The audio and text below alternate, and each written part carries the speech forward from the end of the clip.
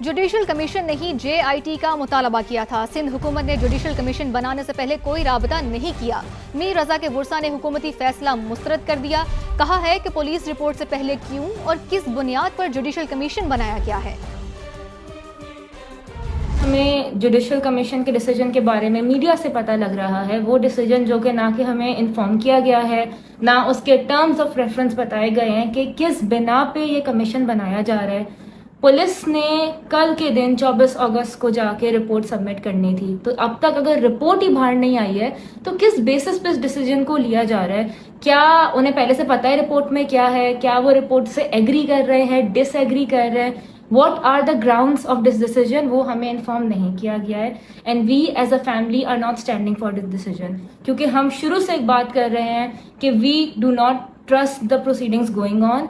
ना पुलिस की इंक्वायरी की जा रही है। क्या इस जुडिशल कमीशन बनाने का फायदा ये है कि पुलिस की इंक्वायरी की जाएगी, उनकी पोस्टिंग्स की जाएंगी कहीं और उन्हें सस्पेंड किया जाएगा? इन सब के जवाब तो नहीं है ना। तो किस बेसिस पे कमीशन बनाया जा रहा है? We want more law enforcement and the intel agency to be part of this. We want a GIT and हमारा मौक़िफ़ यही है कि हम कल सुबह जाएंगे, हाई कोर्ट जाएंगे, हाई कोर्ट में हम फाइल करेंगे, हम इस डिसीजन को अपोज करते हैं and we are going to request for a GIT ताकि हमारी इन्वेस्टिगेशन आगे बढ़ सके, because we are roaming around in circles और अब तक कोई जवाब नहीं है। प्लस अभी होम मिनिस्टर साहब को भी हमने मैसेज किया है कि जो आपने डिसीजन लिया है एटलीस्ट हमें उसकी कॉपी तो शेयर कर दें, क्योंकि हमें मीडिया से पता लग रहा है कि ये डिसीजन हमारे ही केस के बारे में लिया जा चुका है। मकतूल ताजिर मीर रजा के वुरसा ने जुडिशल कमीशन की मुखालफत करती मुतासरा खानदान कल JIT के लिए हाई कोर्ट से रुजू करेगा। वकील जिब्रान नासिर की समा से गुफ्तगू, कहा मीर रजा का खानदान अदालती कमीशन की मुखालफत करेगा। तारीख को पुलिस ने अपनी तफ्तीशी रिपोर्ट और मकामी मजिस्ट्रेट के सामने जमा करानी है। तफ्तीशी रिपोर्ट मंजरे आम पे आने से पहले 48 घंटे पहले जुडिशल कमीशन के क़याम का फैसला बहुत ज्यादा सवालों को कहते हैं रेस करता है। किसी और लॉ इन्फोर्समेंट एजेंसी की खदमात हासिल किए बगैर डायरेक्टली जुडिशल कमीशन के क़याम की तरफ जाना, तो जजेस का काम तो इंक्वायरी है, एट बेस्ट इन्वेस्टिगेशन नहीं है। ट्रायल फिर रिपोर्ट पे चलना है तफ्तीशी अफसर की। आप बाकी जो लॉ इन्फोर्समेंट एजेंसीज हैं, इंटेलिजेंस एजेंसीज हैं, उनकी खदमात हासिल कीजिए और JIT तश्कील दे दीजिए। आप जुडिशल कमीशन की तरफ क्यों जा रहे हैं बगैर उसके TORs पब्लिक किए हुए, बगैर फैमिली को बताए हुए? और इसको इस पस मंजर में भी देखिए कि बार बार पिछले 24 घंटे के अंदर पुलिस की तरफ से न्यूज चलाई गई कि जी मीर रजा के आखिरी 12 घंटे। हजूर, मीर रजा के आखिरी 12 घंटे वो हैं जब वो किसी की कैद में था, मुग़वी था। एक और अहम मामला, रावलपिंडी में शादीशुदा खातून के कत्ल केस में बड़ी पेशरफ्त सामने आई है। पुलिस ने मकतूला के खावंद डॉक्टर फैसल और घरेलू मुलाजिम ज़ीशान का 3 रोज़ा जिस्मानी रिमांड हासिल कर लिया है। सुसर भी शामिल तफ्तीश कर लिया गया। वारदात में इस्तेमाल होने वाली रस्सी और तार का टुकड़ा भी बरामद कर लिया गया। यासिर हकीम की रिपोर्ट देखिए।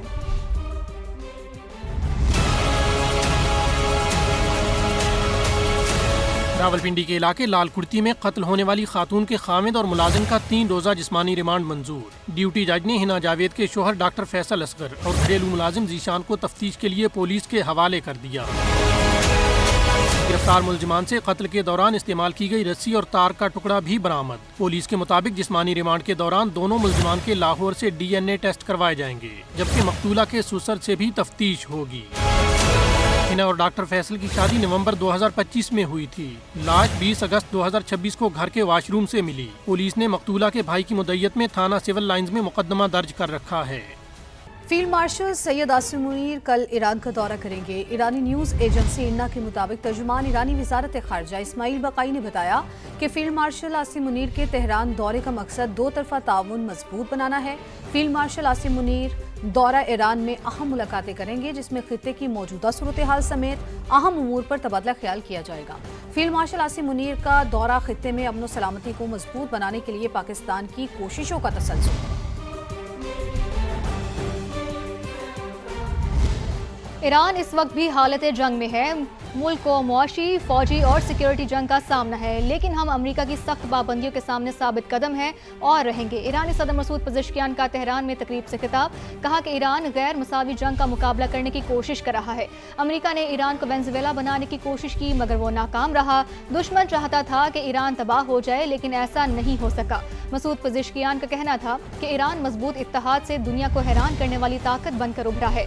उम्मीद है कि अवाम को दरपेश मुश्किलात पर जल्द काबू पा लेंगे। करेंगे। ईरानी सदर ने कहा कि माहिरीन ने मुफाहमती याददाश्त को मसलहत, इज्जत और दानाई पर मबनी करार दिया है। जो लोग इस मुफाहमत की मुखालफत कर रहे हैं वो मामलात को दुरुस्त अंदाज में नहीं समझते।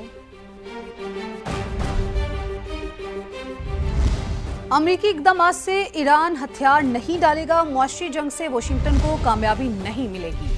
साबिक अमरीकी वज़ीर दिफा लियोन पेंचा की अमरीकी टीवी से गुफ्तगू। कहा, ईरान आपने हुर्मुज़ बंद करके अमरीका पर इक़्तिसादी दबाव बढ़ा रहा है। ट्रंप इंतजामिया के हालिया इक़दामात तेहरान को हथियार डालने पर मजबूर नहीं कर सकेंगे।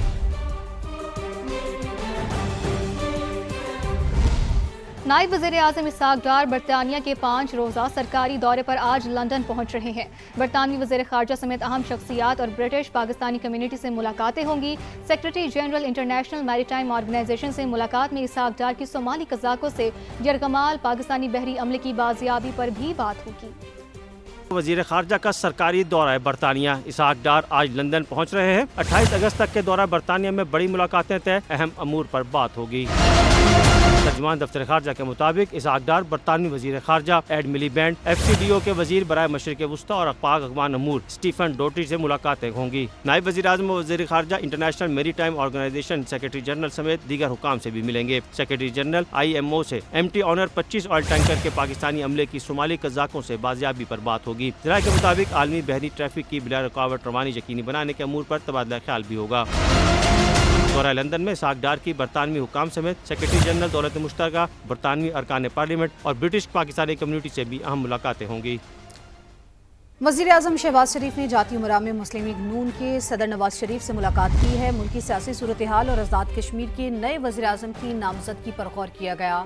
ज़राए के मुताबिक वज़ीर आज़म शहबाज शरीफ और साबिक वज़ीर आज़म नवाज शरीफ की मुलाकात 2 घंटे तक जारी रही। मुलाकात में मुल्की सियासी सूरत हाल पर तफसीली तबादला ख्याल किया गया। वज़ीर आज़म आज़ाद कश्मीर के लिए मुमकिन उम्मीदवारों के नामों पर भी तफसीली गौर किया गया।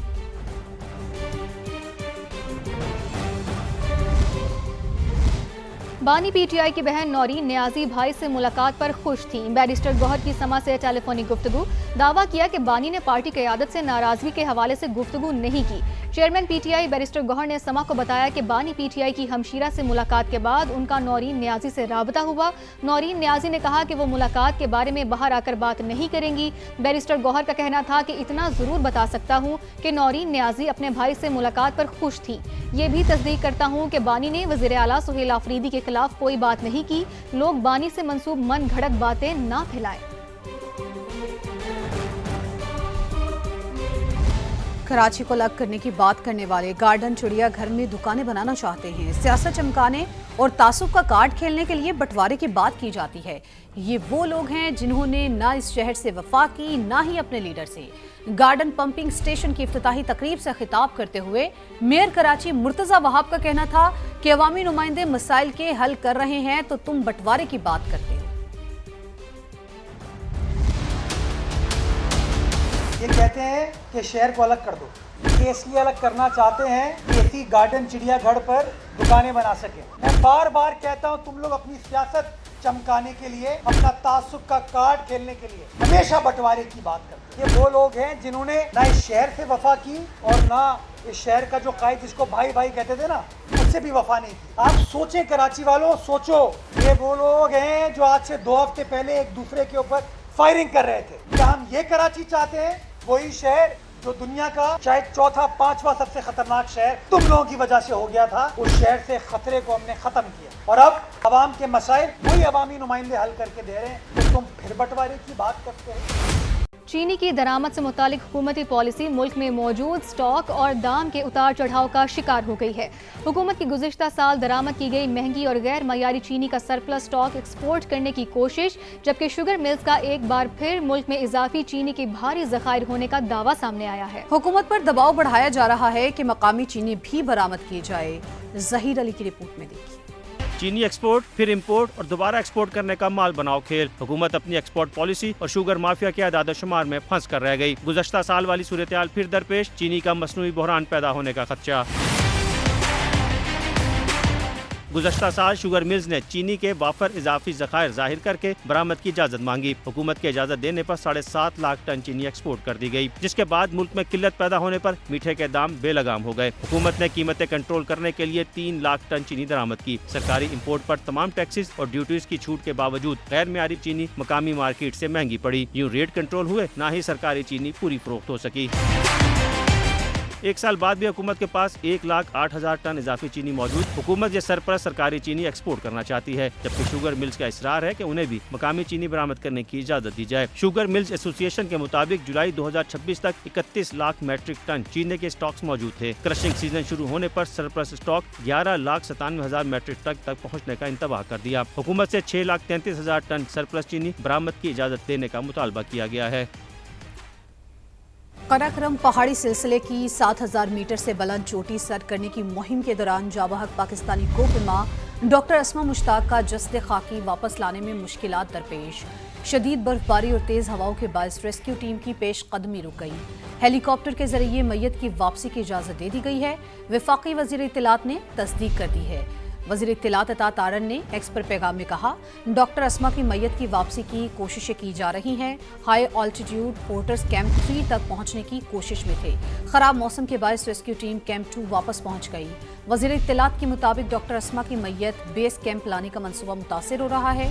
मुतबादिल इंतजामात भी कर लिए गए हैं। हर मुमकिन कोशिश की जा रही है। गिलगित बल्तिस्तान हुकूमत और FCNA में मुकम्मल राबता है।